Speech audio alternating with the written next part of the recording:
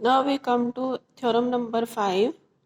If diagonals of a quadrilateral bisect each other, then it is a parallelogram.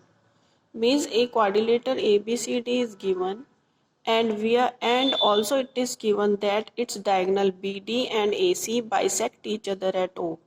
Means it is given AO is equal to OC and BO is equal to OD. Now we are to prove that ABCD is a parallelogram. For first of all, we take given. Given is that OA is equal to OC. See here, OA is equal to OC. Then OB is equal to OD. OB is equal to OD. It is given. Then we write to prove. To prove is ABCD is a parallelogram.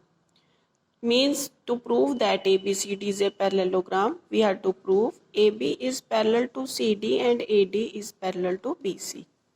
For that we take two triangles, triangle AOD and triangle COB. We can prove that this by proving these two triangles are congruent, and then we will prove their alternate angles are equal. But if alternate angles are equal, then the lines are parallel. Also we can prove this by taking triangle AOB and triangle COD. Now in this question we have taken triangle AOB and triangle COD. In these two triangles it is given OA is equal to OC and OB is equal to OD. Obviously angle 1 is equal to angle 2 because these are vertically opposite angles. Then by side angle side condition, these two triangles are congruent. Now if these two triangles are congruent, means their corresponding parts are equal. It means this angle 3 is equal to angle 4. See, but these are alternate angles. If alternate angles are equal, then the sides are parallel. It means that AB is parallel to CD. Now similarly in this way, doing in this way, same way we can prove that AD is parallel to BC. Now we have ABCD is a quadrilateral in which AB is parallel to CD and AD is parallel to BC. Therefore, we can say that ABCD is a parallelogram.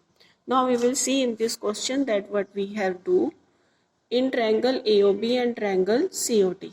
OA is equal to OC and OB is equal to OD. Angle 1 is equal to angle 2. These are the vertically opposite angles. Means triangle AOB is congruent to triangle COD by side angle side condition. It means that angle 4, this angle 4 is equal to angle 3. Now by CPCT, it means that AB is parallel to CD.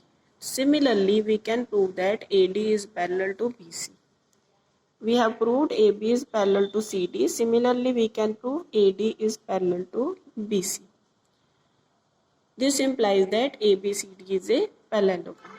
This is the proof for theorem number 5.